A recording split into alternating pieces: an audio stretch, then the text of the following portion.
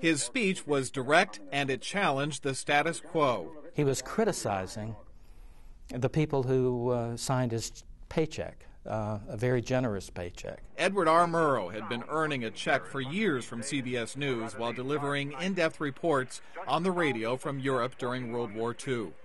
This is Trafalgar Square. The noise that you hear at the moment is the sound of the air raid siren. I remember with my father sitting and listening on the radio to Murrow broadcasting from the rooftops of London during the Blitz, and it was just riveting stuff. News Channel 3's Norm Brewer did some listening 50 years ago. Brewer was news director of WMPS Radio in Memphis when he attended the annual Radio and Television News Directors Gala in Chicago. Pictures taken just feet from the stage of Murrow captured a monumental part of American history, and a copy handed out of Murrow's speech documents Brewer's experience. I can still see it. He got up and said nothing, stood at the dais in the microphone and looked out over the room until the applause died and it got quieter and quieter and quieter, to the point you could hear a pin drop. This just might do nobody any good.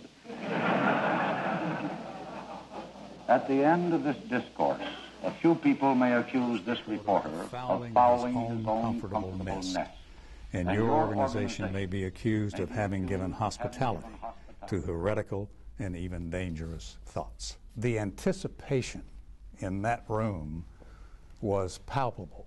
You could taste it. Risks were not something new to Murrow. Tonight, See It Now devotes its entire half hour to a report on Senator Joseph R. McCarthy. He was taking risks that he would not be on the air the next week. But it was Murrow's speech in 1958 that targeted television news bosses, particularly CBS executives Bill Paley and Frank Stanton.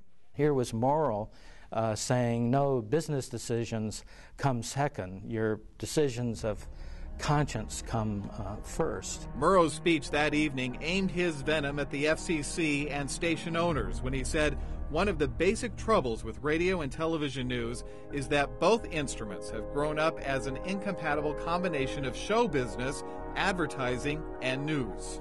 Everybody sat there and no one knew what to do. Murrow had kept the context of his speech secret. He wrote that speech himself, typed it himself, because he wanted no one to know what he was going to say in advance. The father of broadcast journalism had offered a warning.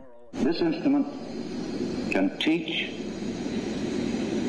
it can illuminate, yes, and even it can inspire.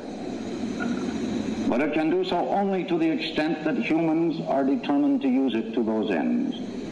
Otherwise, it's nothing but wires and lights in a box. Murrow drove his stories for CBS with commentary sandwiched between facts and ended his program with his trademark phrase. Good night and good luck.